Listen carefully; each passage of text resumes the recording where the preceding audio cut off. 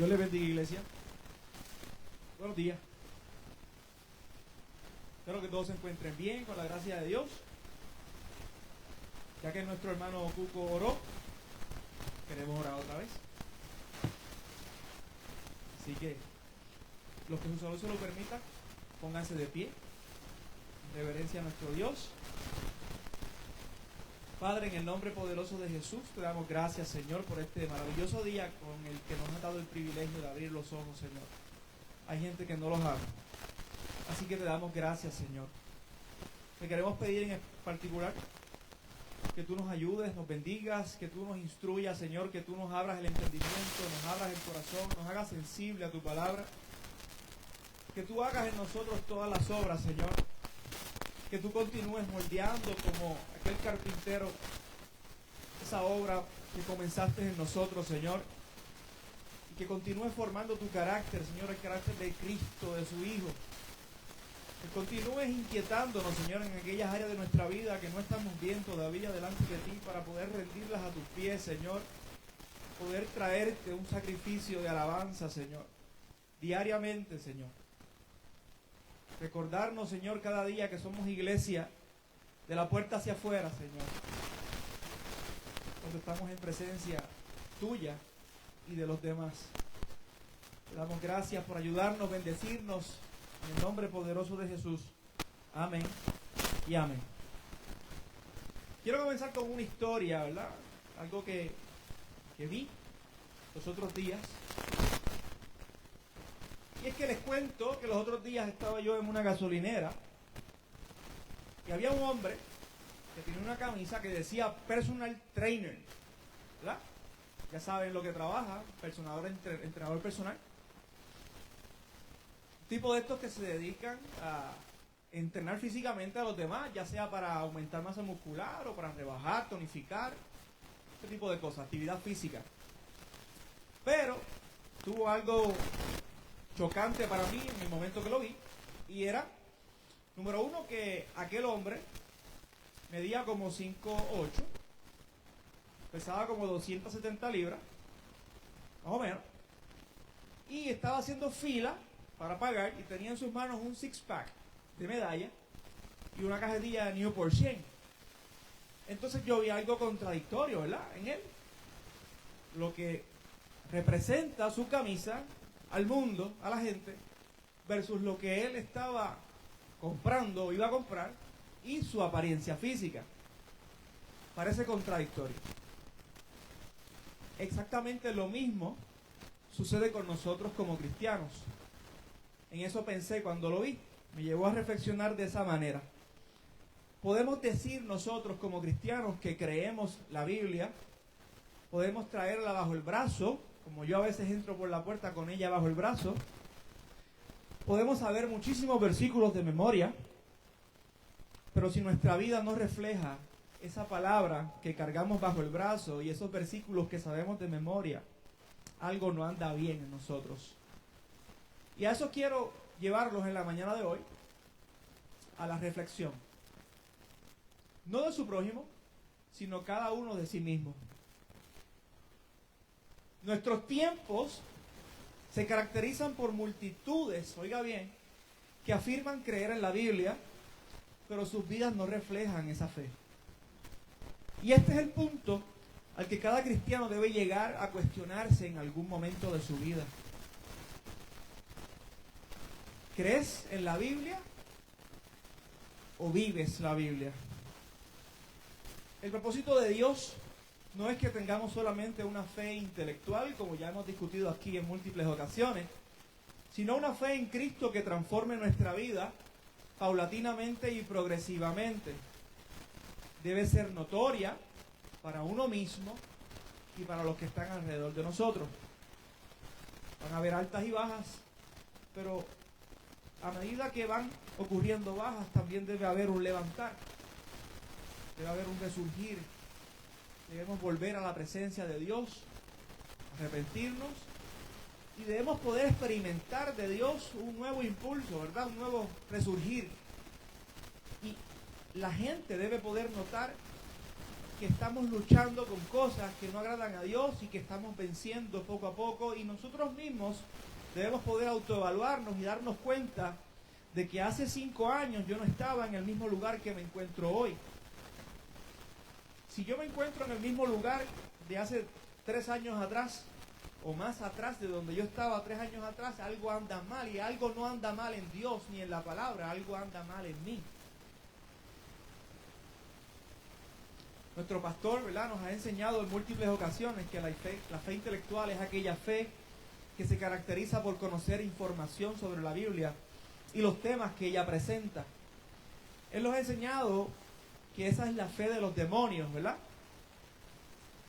De hecho, nos ha enseñado que los demonios son a veces más expertos en la palabra que muchos de nosotros, que ellos saben muchísima más información acerca de Cristo que nosotros, o que algunos de nosotros, pero ellos son enemigos de Dios. De este mismo modo, muchas personas pueden conocer muchísima información teológica y seguir siendo enemigos de Dios al mismo tiempo. El 99% de los puertorriqueños, cuando tú les preguntas si pertenecen a alguna religión, te van a decir que pertenecen a la religión cristiana, casi sin pensarlo. Pero luego tú observas la manera de ellos hablar y comportarse, la manera de tomar decisiones, de pensar, y te das cuenta que hay muchas discrepancias, y te das cuenta que hay muchas discrepancias entre lo que dicen, que profesan, versus cómo piensan, cómo toman decisiones, cómo se comportan, inclusive cómo hablan. Hay discrepancia en lo que dicen creer versus lo que viven y practican. Cada vez que llega un paciente nuevo, tengo que hacerle una encuesta, un historial, ¿verdad?, que abarca muchas preguntas, y entre ellas le pregunto las creencias religiosas. Hay que conocerlas. No puedes violar algo que ellos creen y tú debes saberlo. Así que les digo que el 99% de las personas que yo les pregunto cuál es su religión me dicen cristiana. De alguna manera se identifican con el cristianismo. Me dicen pentecostal, me dicen cristiano, me dicen evangélico, me dicen católico. Nadie hasta el sol de hoy me ha dicho ateo. Los hay, pero nadie me lo ha dicho en una entrevista. ¿Qué les quiero decir con esto? Que aún las personas que no creen en el cristianismo, cuando tú les preguntas, dicen que son cristianos. Y aquí tenemos que tener cuidado nosotros, porque nosotros podemos repetir trilladamente que somos cristianos cada vez que nos pregunten, sin analizar nuestra vida, sin analizar nuestras acciones, nuestros pensamientos, lo que guardamos en nuestro corazón.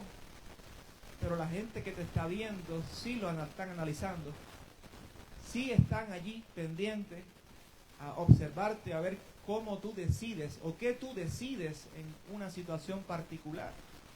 Y están listos con piedras en las manos para lanzarlas, no a ti, sino a Cristo. Cada vez que tú decides hacer algo que ellos saben que va en contra de lo que tú dices que crees, están ready. Y eso que es cristiano.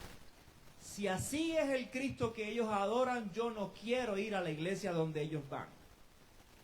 Y por ahí para abajo, con una serie de insultos, ¿verdad?, o blasfemia al nombre de Cristo. Tú estás envuelto en el proceso, pero realmente nuestro Dios nos enseña que contra quienes es la ofensa es contra Él. Cuando el Señor dijo, por causa de vosotros mi nombre es blasfemado entre los gentiles. Así que podemos conocer mucha información teológica de muchos versículos de memoria y seguir siendo enemigos de Dios en nuestro interior. Así que en esta mañana queremos reflexionar sobre esta gran verdad que debe llevar a la reflexión interna. No basta con afirmar intelectual o verbalmente que creemos la palabra de Dios, sino que la verdadera fe se demuestra viviendo conforme a ella. Ser cristiano significa vivir en coherencia con las enseñanzas de Cristo.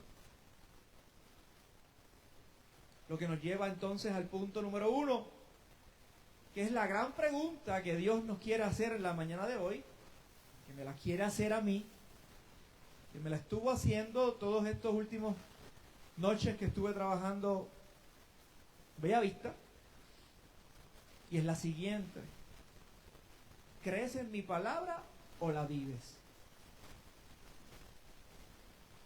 Me gustaría que me acompañaran al libro de Romanos, capítulo 2, versículos 17 al 19, y todos los que su salud se lo permita, pongámonos en pie según lo vayamos encontrando, en reverencia a la palabra que vamos a leer y en reverencia al Dios de la palabra.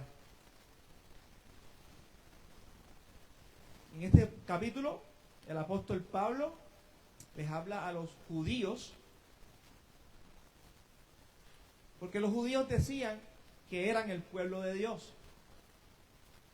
Se jactaban de eso, se sentían superiores a los demás, porque cumplían con ciertos requisitos de la ley, como por ejemplo la circuncisión. Cuando veían gentiles, los menospreciaban en su corazón. Pero hay un problema grande con los judíos, que es el mismo que puede haber en nosotros hoy. Y es que enseñaban muchas cosas, pero no estaban dispuestos a vivir lo que enseñaban. Así que, en el nombre del Padre, del Hijo y del Espíritu Santo, damos lectura.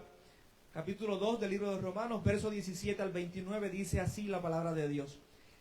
He aquí, tú tienes el sobrenombre de judío, y te apoyas en la ley, y te glorías en Dios, y conoces su voluntad, e instruido por la ley sabes aprobar lo mejor, y confías en que eres guía de los ciegos, confías en que eres luz de los que están en tinieblas, confías en que eres instructor de los indoctos, confías en que eres maestro de niños, confías en que tienes en la ley la forma de la ciencia, o sea, del conocimiento y de la verdad. Tú pues que enseñas a otro, ¿no te enseñas a ti mismo? Tú que predicas que no se ha de hurtar, hurtas. Tú que dices que no se ha de adulterar, adulteras. Tú que abominas de los ídolos, cometes sacrilegio.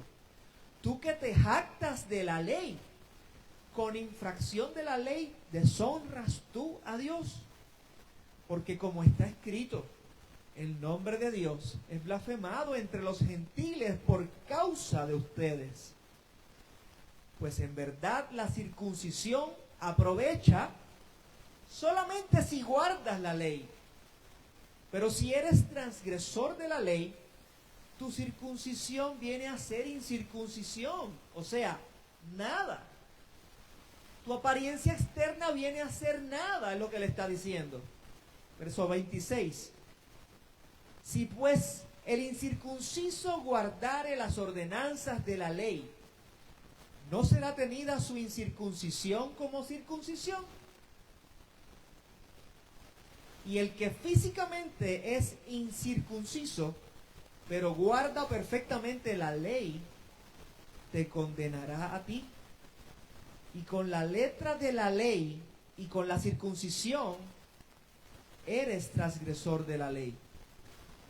Pues no es judío el que lo es exteriormente, ni es la circuncisión la que se hace exteriormente en la carne, o sea, en el prepucio, sino que es judío el que lo es en el interior, y la circuncisión es la del corazón, en espíritu, no en letra, la alabanza del cual no viene de los hombres, sino de Dios. Pueden sentarse, hermanos. La circuncisión es la del corazón, en espíritu, no en la letra. La circuncisión verdadera es la alabanza del cual no viene de los hombres, sino de Dios. Es decir, yo estaba investigando y me di cuenta que cada vez que dice allí la palabra circuncisión, para nosotros poder entenderlo, ¿verdad? Mejor, podemos pensar en asistir a la iglesia, en actividades externas que todo el mundo puede ver, que son fáciles de hacer. O sea, yo puedo venir a la iglesia y cumplir con un ritual, con unas prácticas que los demás pueden ver, pero me puedo encontrar desaprobado por Dios al mismo tiempo. Porque dice allí que la alabanza del cual no viene de los hombres, sino de Dios, es la que Dios aprueba. O sea, Dios aprueba la transformación interna que Él mismo hace en nuestro corazón y en nuestro espíritu cuando nosotros nos rendimos a Él. Esa es la verdadera circuncisión.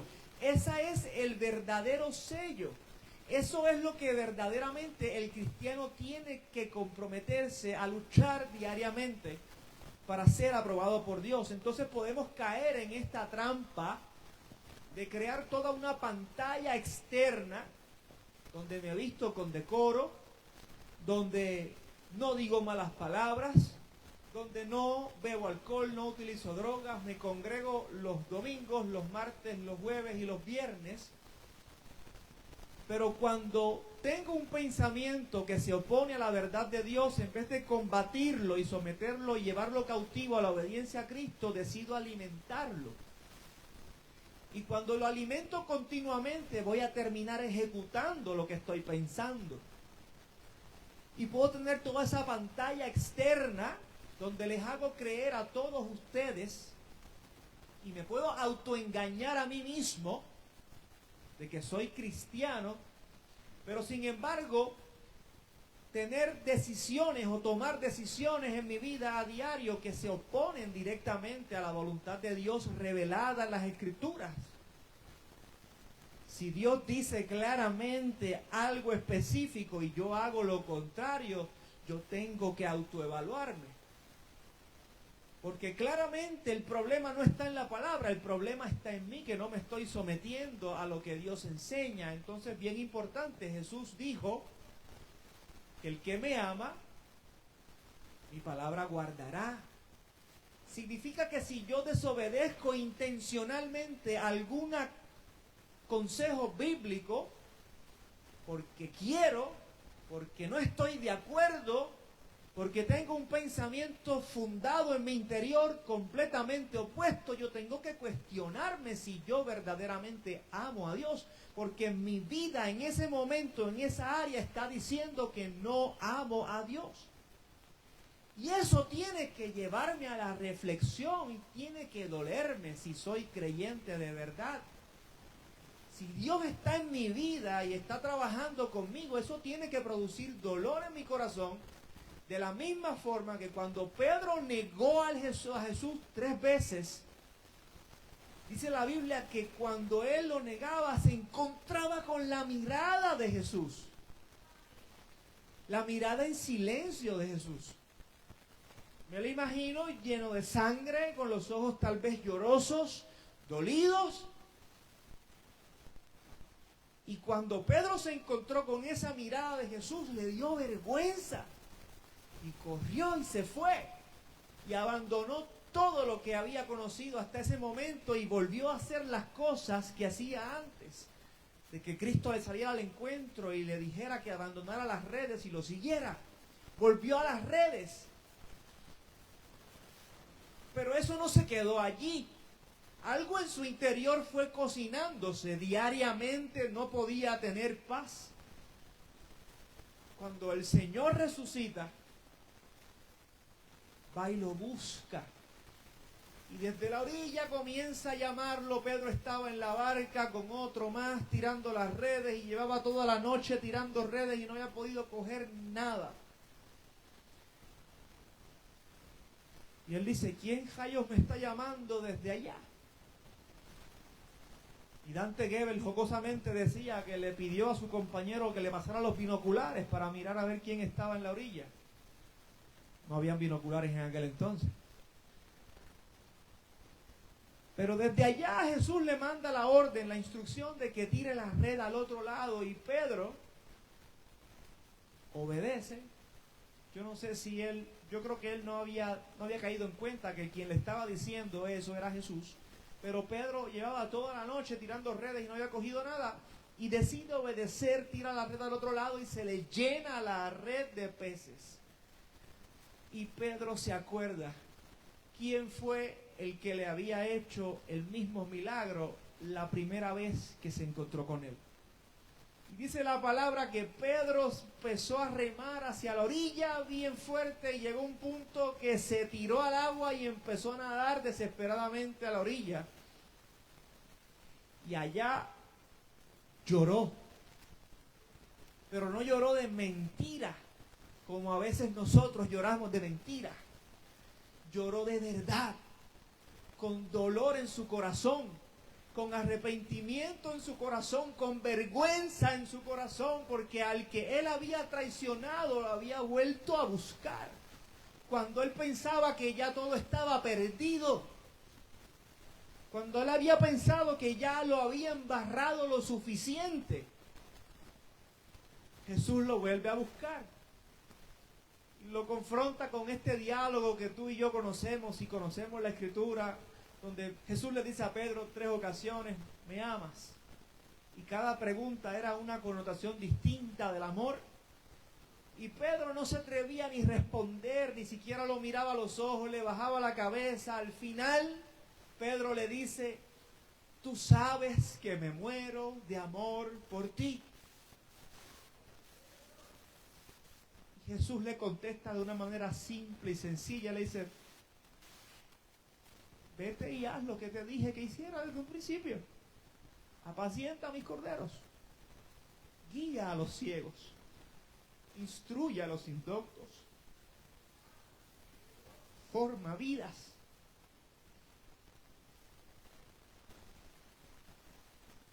Y eso es lo que debe ocurrir con cada uno de nosotros.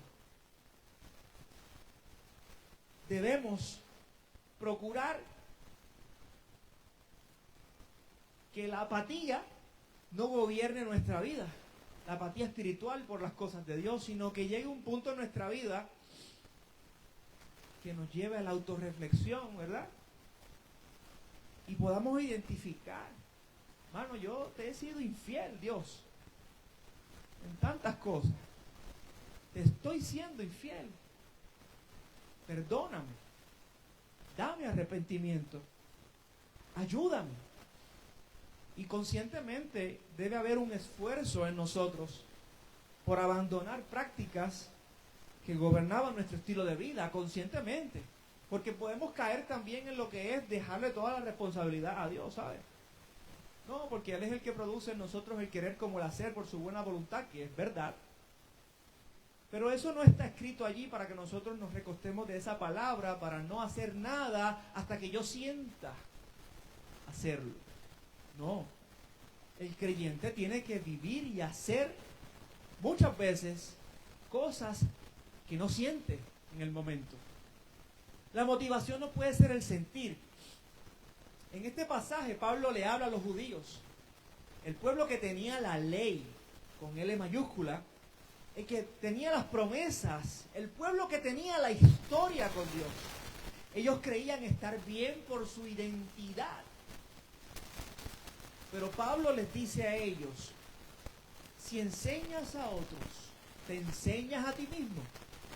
Si le predicas contra el robo, robas.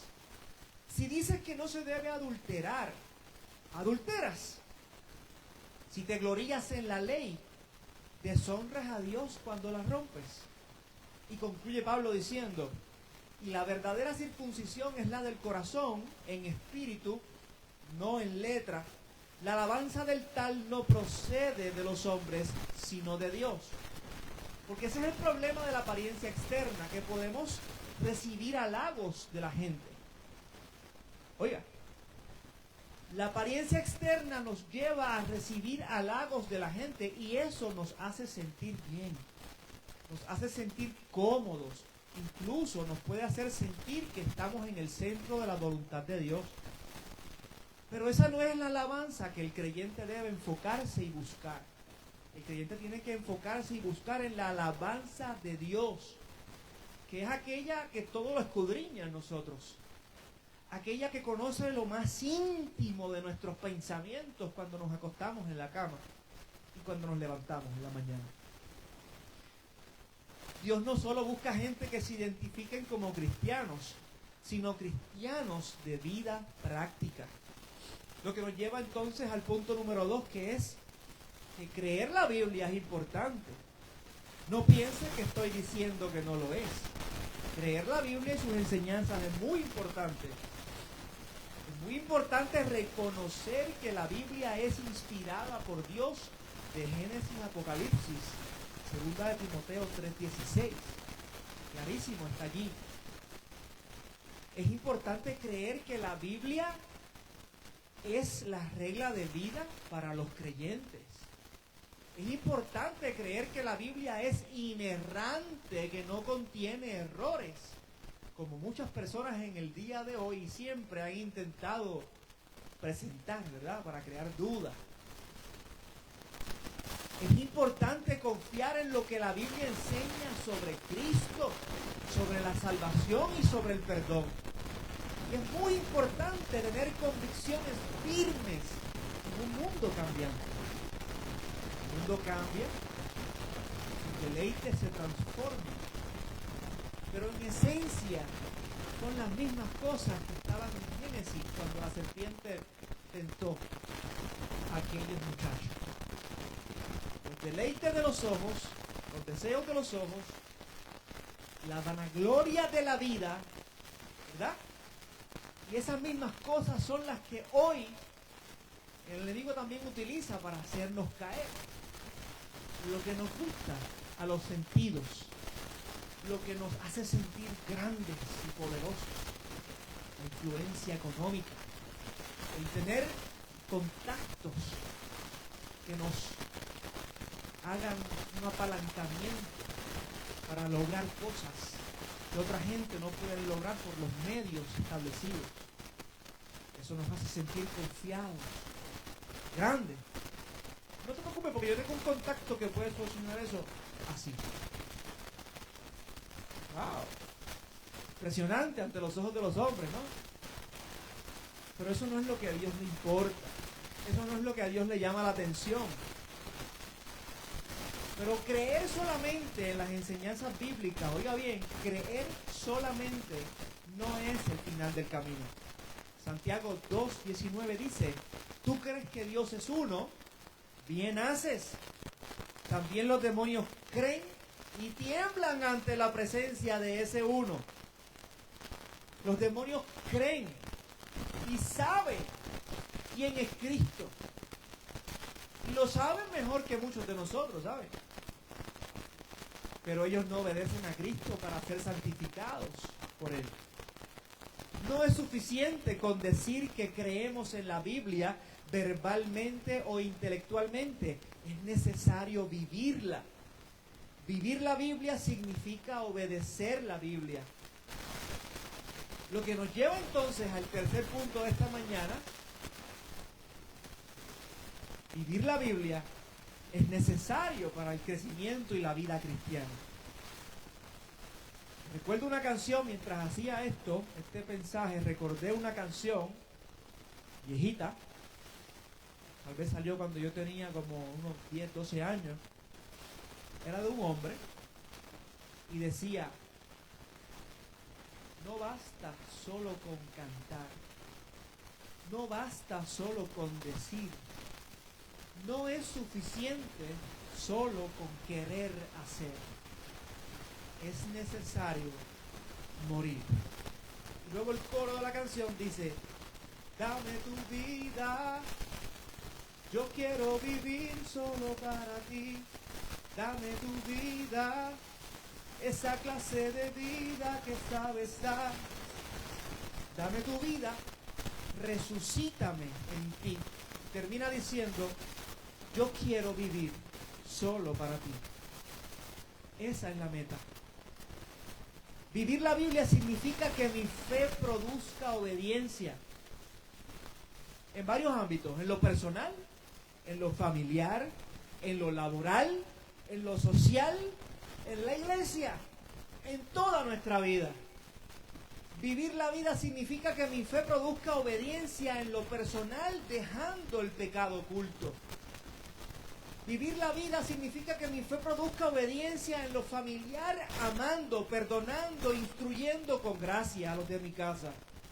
Vivir la Biblia significa que mi fe produzca obediencia en lo laboral, andando en integridad frente a mis compañeros de trabajo, siendo trabajador y responsable y honesto con mi trabajo, no dejando trabajos pendientes cuando tengo la oportunidad de hacerlo y robándome el dinero sentado en una silla, echándome fresco.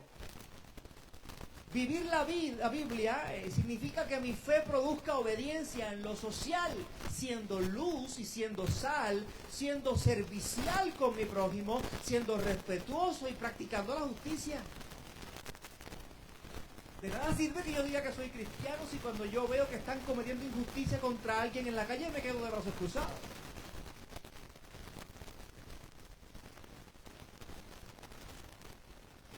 Vivir la Biblia significa que mi fe debe de producir obediencia en la iglesia, compartiendo con los hermanos en amor, sirviendo y orando los unos por los otros, dando de ti mismo a los demás de lo que Dios te ha dado. Esto no es un club social en el que la gente viene, bien chévere, comparten 1 hora y media, luego se van y se desconectan. No, no es así. Nunca fue la intención de Dios la iglesia así. Dice la Biblia que tenían todas las cosas en común. No pasaban necesidades el uno entre el otro, porque si tú tienes hambre y tú no tienes chavos para comer, yo te voy a invitar a comer. O entre toditos vamos a hacer un pote y vamos a resolverte tu necesidad. Pero lo mismo tiene que ocurrirle allá para acá. Porque es una familia. Y en las familias todos tienen responsabilidades y tienen privilegios si cumplen con las responsabilidades. Por eso Pablo dice que el que no trabaje, que no coma. Así que es importante para la familia la unidad, y esa misma unidad que debe haber en la casa, donde debe haber un orden, ¿verdad? Donde debe haber un amor fraternal, donde debe haber un amor incondicional, debe también existir en la iglesia, porque somos muchas familias unidas en Cristo. Así que nosotros somos cartas abiertas ante el mundo. De hecho, puede que seamos las únicas cartas que algunas personas vayan a leer en su vida entera, ¿sabes?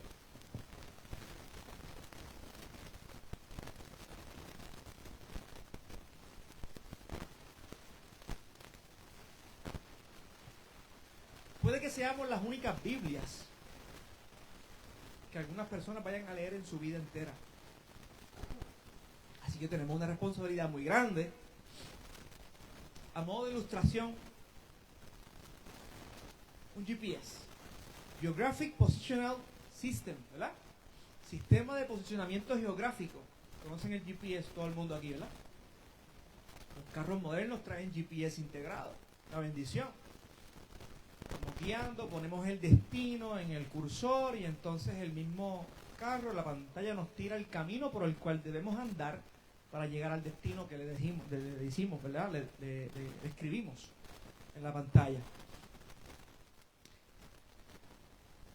Pero, si nosotros de pronto se nos ocurre la maravillosa idea de ignorar las directrices del GPS para ir por donde nos plazca, ¿de qué sirve entonces el GPS?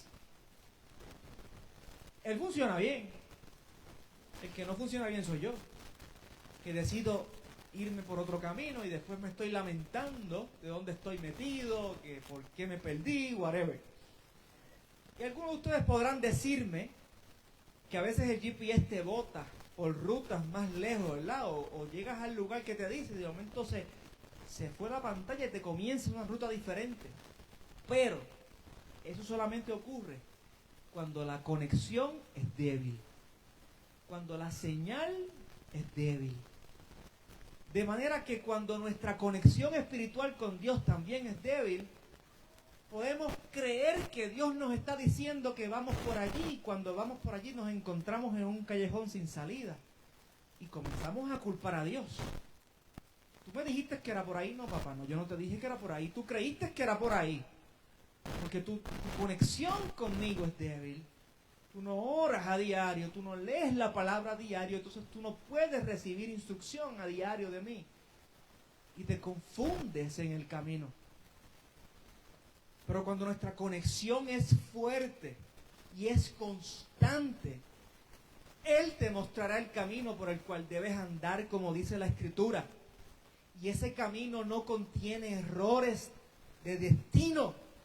Ese camino no tiene cambios repentinos. Ese camino es seguro. Aunque hayan precipicios a los dos lados y el camino sea angosto, ese camino es seguro porque vas de la mano del Todopoderoso. Aleluya.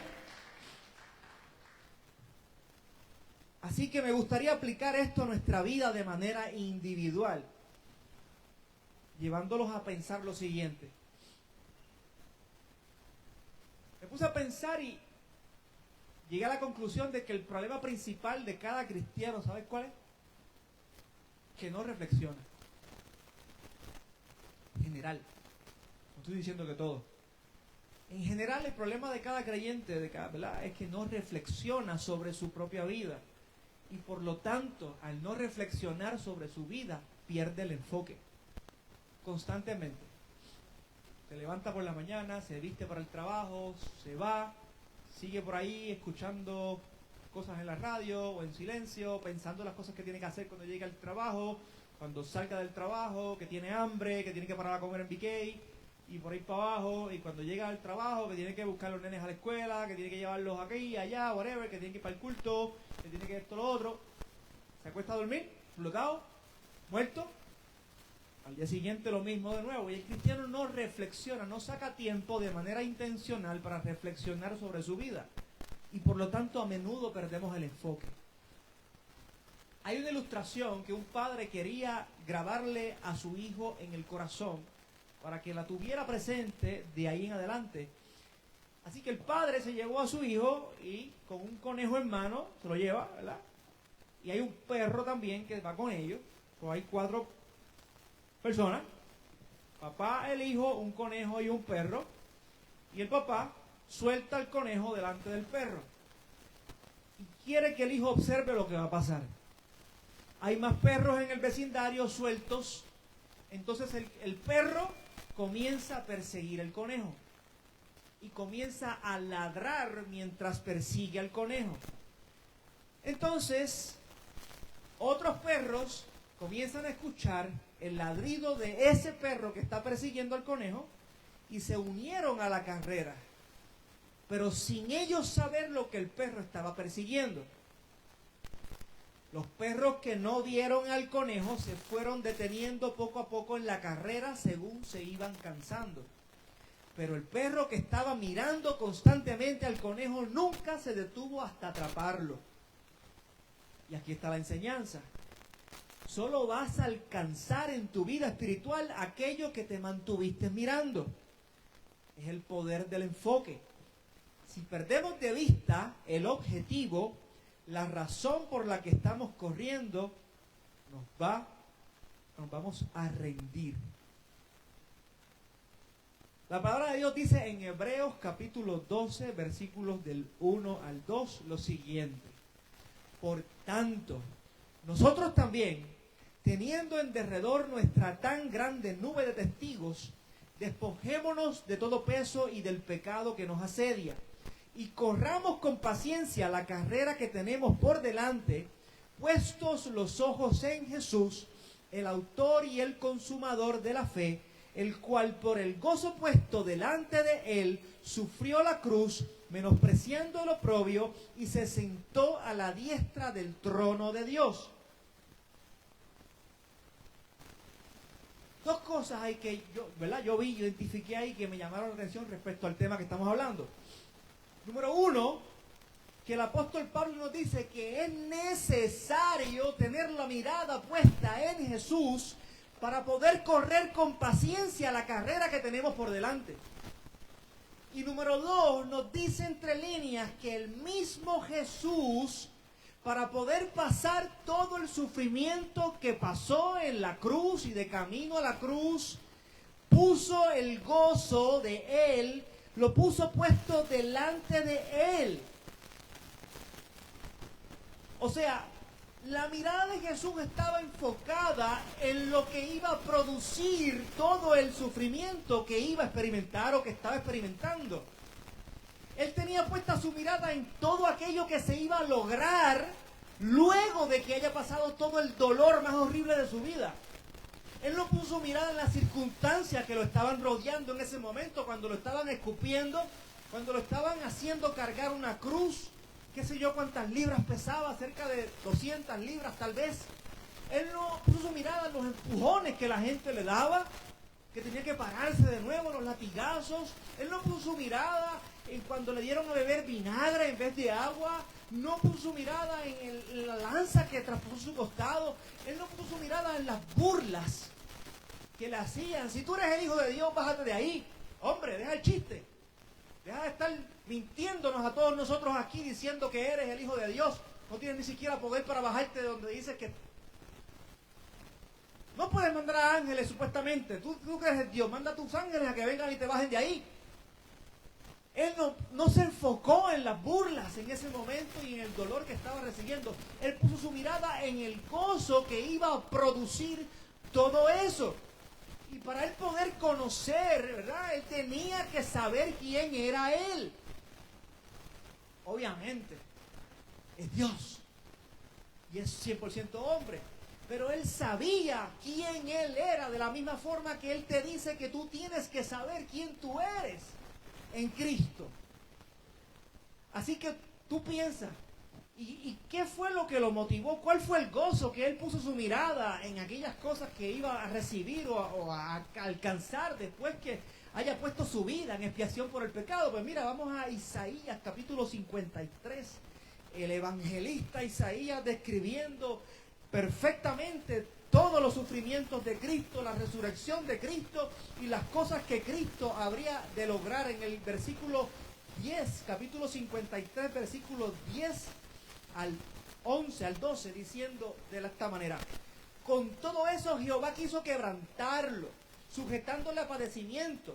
Oiga bien, cuando haya puesto su vida en expiación por el pecado, número uno que Jesús estaba puesto su mirada, verá linaje. Número 2, vivirá por largos días.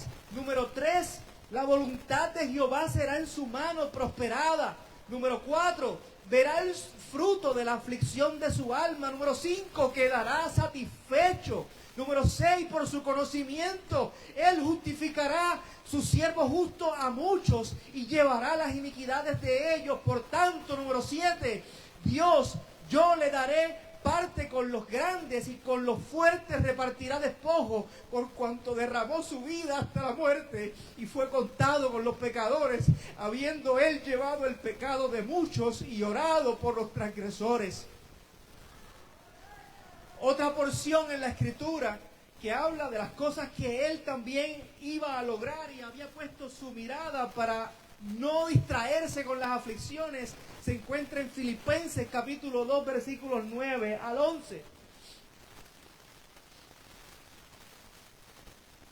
9 al 11, Filipenses capítulo 2 versículos 9 al 11, dice: por lo cual Dios también le exaltó hasta lo sumo y le dio un nombre que es sobre todo nombre, para que en el nombre de Jesús se doble toda rodilla de los que están en los cielos y en la tierra y debajo de la tierra, y toda lengua confiese que Jesucristo es el Señor, para gloria de Dios Padre. Jesucristo estaba enfocado en lo que iba a lograr después de aquellos sufrimientos.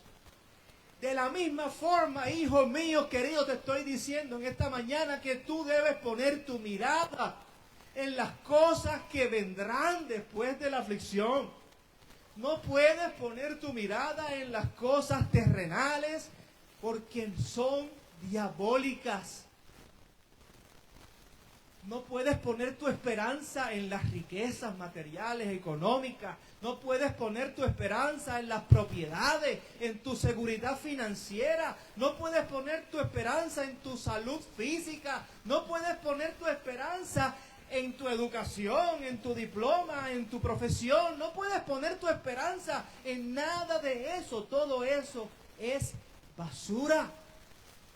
Ayudan en cierto modo en algunas cosas, pero no son dignas de cargar con el peso que solamente uno debe cargar y puede cargar, que es Cristo. Cuando tú mueras, todo lo que mencioné se va a ir al infierno.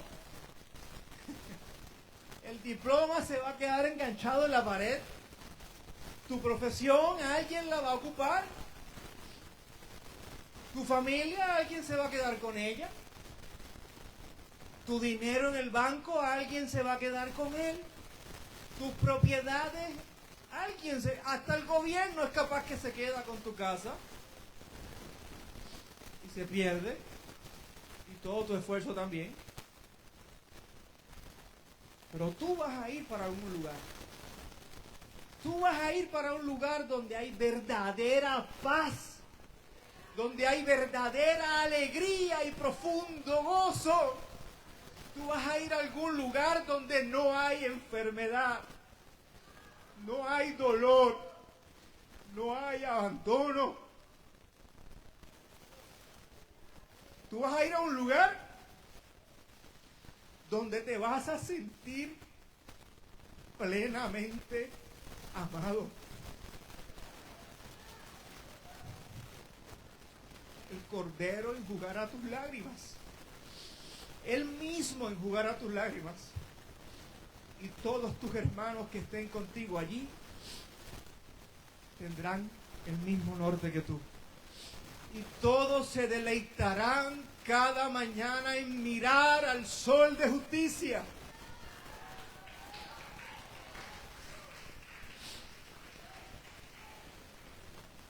Así que todo deleite terrenal, temporal, no vale la pena. No vale la pena.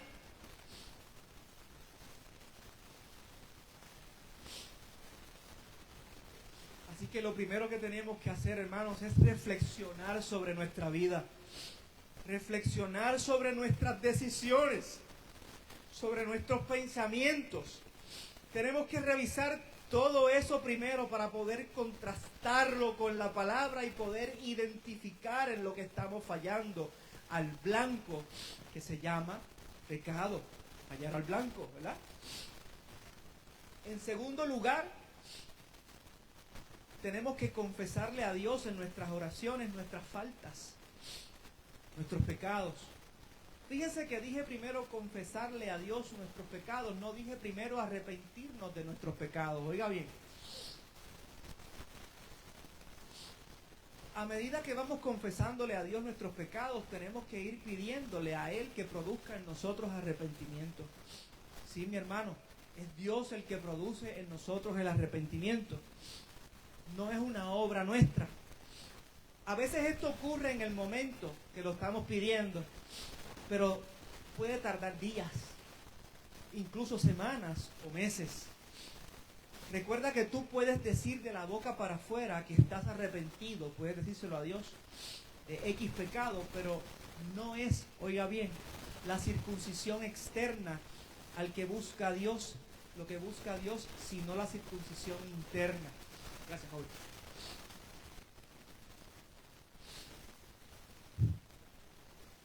Yo puedo arrepentirme verbalmente delante de ustedes para que ustedes crean que estoy arrepentido, pero internamente puedo estar lejos del arrepentimiento.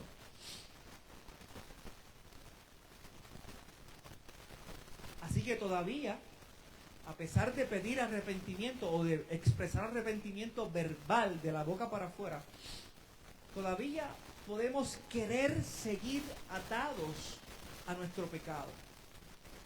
Si todavía quieres seguir haciendo tu voluntad, a pesar de la clara instrucción de Dios en la Biblia, o escuche bien, no estás arrepentido de verdad, genuinamente.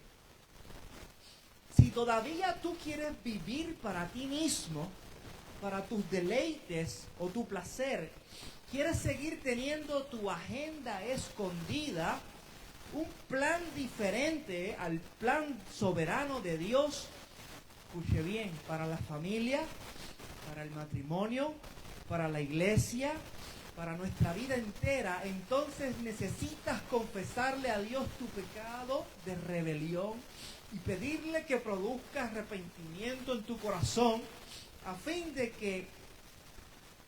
cuentas, eso es lo que creemos, ¿verdad? Que enseña la Biblia, que es Dios el que produce el arrepentimiento en nosotros, es el Espíritu Santo que nos guía al arrepentimiento. Algunos podrán estar pensando, no digas eso, hermano Edsel, porque de esta forma entonces estamos responsabilizando a Dios de nuestro arrepentimiento. Pero de ninguna manera estoy intentando responsabilizar a Dios de nuestro arrepentimiento, porque solamente se pueden arrepentir aquellos cuyos corazones están teniendo contacto constante con la palabra y con la oración. Aquellos que tienen una cercanía con Cristo son aquellos que se van a terminar arrepintiendo. Aquella persona que no ora, que no escudriña su palabra, no se va a arrepentir de nada. Y si se arrepiente, no basta con observar su conducta a diario para darte cuenta de que no está verdaderamente arrepentido, porque sigue viviendo de la misma manera. O seguimos viviendo de la misma manera. Son aquellos que diariamente rumean la palabra y meditan en ella de día y de noche. Como decía el salmista en el Salmo 119, 11, en mi corazón he guardado tus dichos para no pecar contra ti, que se les facilitará arrepentirse o ponerse de acuerdo con Dios, porque viven conectados a su palabra. Rumean, son aquellos que rumean su palabra. ¿Qué es rumiar? ¿Ha visto las vacas, verdad? Caballos, las vacas, cuando mastican la hierba, una y otra vez. Todo el día masticando. Tú dices, ¿cómo rayo está tan gorda si lo que hace es masticar? Y vuelven, tienen un montón de estómagos, y vuelven y lo sacan del estómago, la misma porción, y la vuelven y la mastican otra vez, y vuelven y se la tragan, y vuelven y la sacan, y vuelven y la mastican, y vuelven y la tragan. Eso es lo que Dios nos llama a hacer con su palabra. Eso es lo que el salmista dice en el Salmo 119, 11. Dice, en mi corazón he guardado tus dichos para no pecar contra ti. ¿Cómo los va a guardar en su corazón si no los lee? Si no se expone a ellos. Y a través de la exposición a la palabra puede entonces meditar de día y de noche, como otras porciones de la palabra enseñan también. En tu ley meditaba en mi cama de día y de noche, al levantarme, al acostarme, cuando iba por el camino. Y eso es lo que hace que se produzca en la vida del creyente, ¿verdad?, pensamientos alineados a la voluntad de Dios, donde el creyente va a sentir la necesidad de confrontarse a sí mismo, su vida, con la palabra, y cuando haya algo mal, arrepentirse.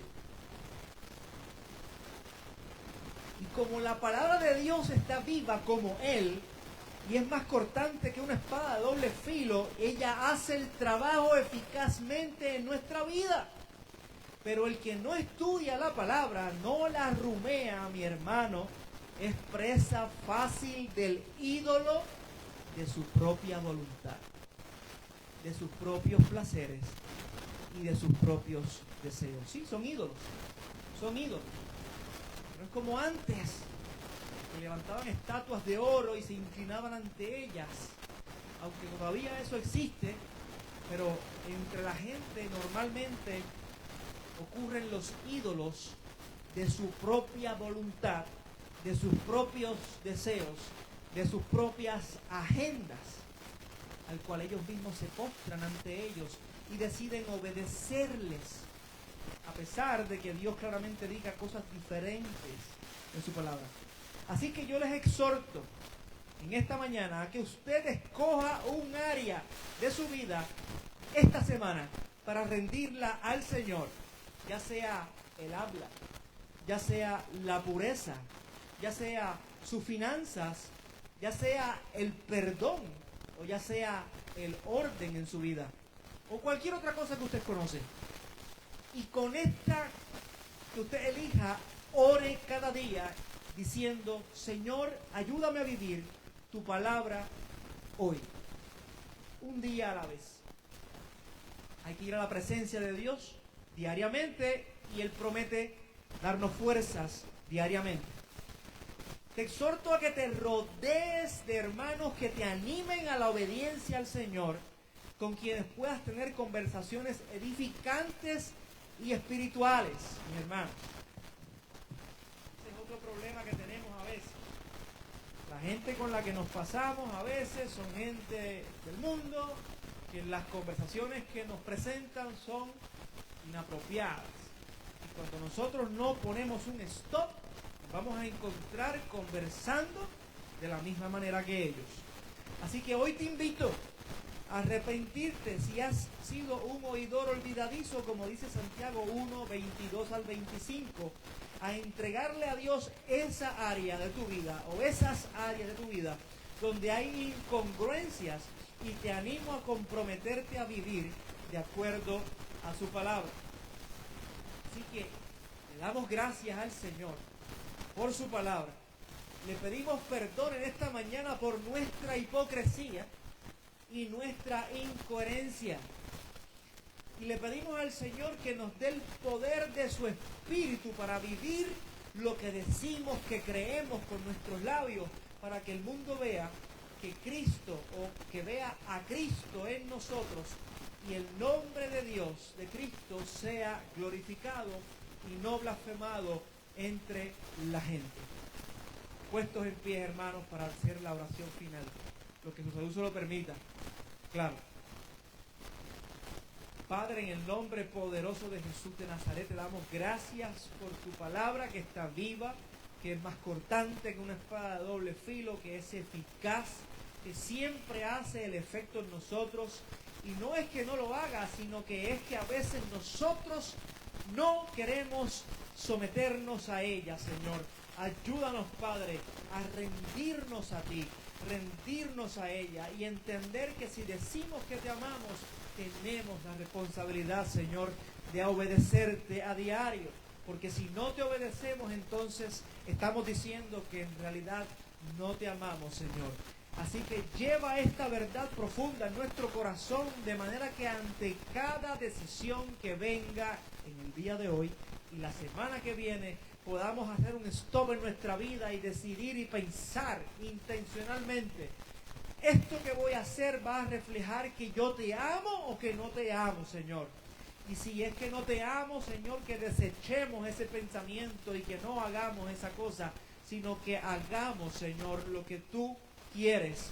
Tu voluntad sea en nosotros, creciendo, Señor, en gracia, en poder, diariamente, Señor. Tu carácter siga siendo formado en nosotros cada vez más, que podamos ser testigos de nuestro crecimiento en ti y que nuestros semejantes lo puedan ver y se puedan beneficiar, Señor, de tu presencia en nuestra vida. En el nombre poderoso de Jesús, te damos gracias, Señor. Amén y amén. Dios les bendiga, iglesia. No sé si hay algún hermano que tiene algún anuncio que quiera darlo. ¿No? Yajaira. Toma, Yajaira.